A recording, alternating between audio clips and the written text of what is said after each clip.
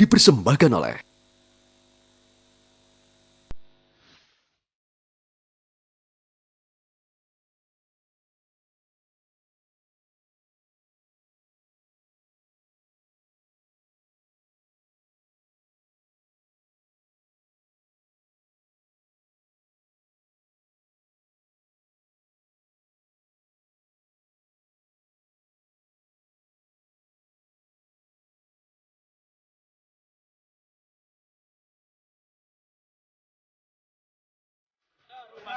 Saya akan siapkan ambulans untuk ngambil satu persatu. Oh, wes, sip. Kita bisa tahu durasinya sampai kapan?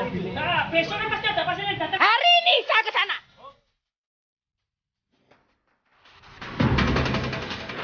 Tiga tahun menjadi wali kota, gaya belusukan, turun tangan langsung, bahkan atur lalu lintas. Sempat ada kebakaran, ibu sendiri yang narik-narik selang. Itu memang menurut ibu gaya yang paling pas untuk mengatur kota, walaupun gaya koboi memang harus jadi koboi? Yang saya tahu bagaimana itu percepatan saja. Saya tidak tahu itu gaya apa ya. Pokoknya itu percepatan saja supaya segera clear karena masalahnya banyak sekali gitu. Masalahnya banyak sekali yang harus saya tangani gitu. Jadi kalau itu cepat selesai, saya kan bisa menyelesaikan yang lain.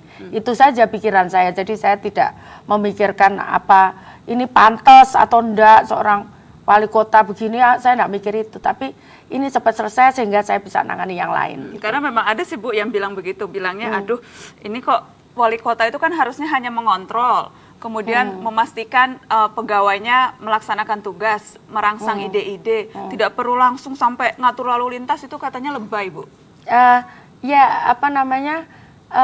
Bukti kenapa saya turun itu cepat sekali. Begitu saya tangani, pernah suatu saat saya ke Jakarta. Nah itu saya macet di jalan. Saya sebenarnya pengen lihat di bawah karena saat itu hujan. Saya pengen ngontrol saluran, tapi tiba-tiba supir saya melewatkan saya di tol. Nah ternyata di tol itu macet. Kemudian saya cek kenapa, oh ternyata sudah mulai jam 4 sore, saya posisi di Jakarta, saya nggak tahu. Saya cek di Kepala Dinas Perhubungan, saya nggak tahu Bu, loh gimana saya bilang gitu. Akhirnya saya berpikir, sudah kamu ke sana, Satpol ke sana, Linmas ke sana, semua yang mau masuk ke tol arahkan ke pusat kota, saya sampaikan begitu. Kamu posisi di sana, jadi kamu tidak boleh ada kendaraan masuk nambah beban di tol. Semua lewat tengah kota, saya sampaikan begitu. Nah terus terus saya berpikir di situ juga, kalau saya ada di mobil ini dengan kondisi macet di tol, saya nggak bisa apa-apa. Akhirnya saya ngomong, kamu Febri sama ajudan saya, kita turun, kita jalan kaki, Bu jauh, nggak apa-apa sudah. Tapi saya berpikir bukan di pintu tol saya akan keluar. Tapi saya berpikir nanti saya akan naik jembatan. Biasanya kan ada jembatan penyeberangan jalan itu. Saya naik ke situ gitu. Terus habis itu betul. Feb, maksud saya aku naik ke situ.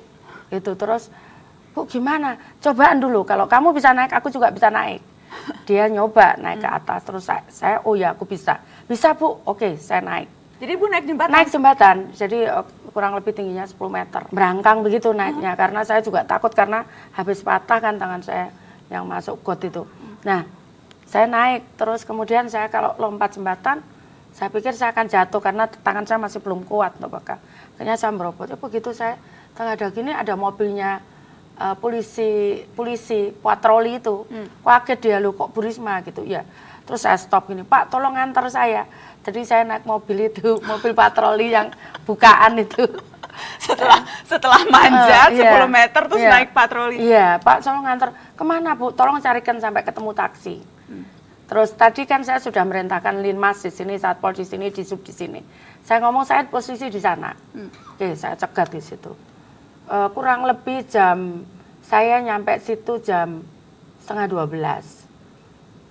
Jam 12 supir saya sudah kembali ke tempat saya, sudah jemput saya.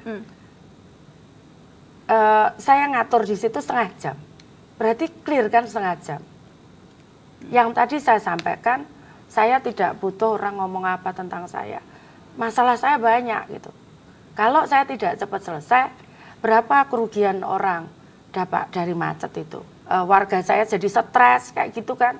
Nah, kenapa saya enggak butuh apa namanya orang mau ngomong apa tentang saya, tidak butuh.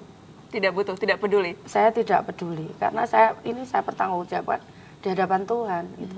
Kita ada cuplikan tayangan ketika Ibu juga marah-marah di pasar, Bu.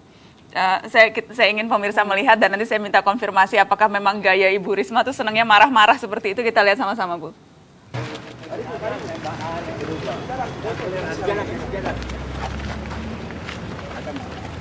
Ya apa caranya bangun?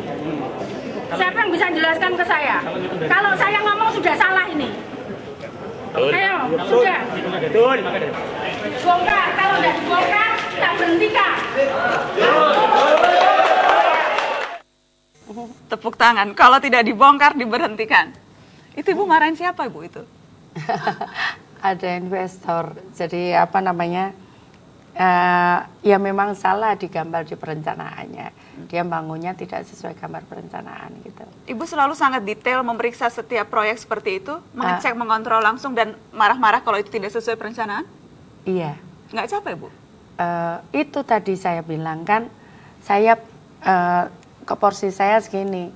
Kalau saya ditambahi lagi, saya nggak bisa. Maksudnya porsi saya mengerjakan tugas itu seperti ini, yaitu bagian dari tanggung jawab saya gitu. Nah, capek atau tidak itu tergantung apa namanya, tergantung saya akan merasa senang, saya akan merasa puas kalau itu bisa, pekerjaan itu bisa berjalan dengan baik. Itulah kepuasan saya gitu. Jadi dan itu akan membuat saya tidak capek gitu, menjadi saya tambah semangat begitu. Nah, energi itu ada keluar lagi gitu. Jadi kayak di charge gitu baterai gitu. Kalau apa namanya semua berjalan dengan baik gitu. Keras bisa sampai mau nyerah tuh mendengarkan apa? Saya tidak tega mau ngomong.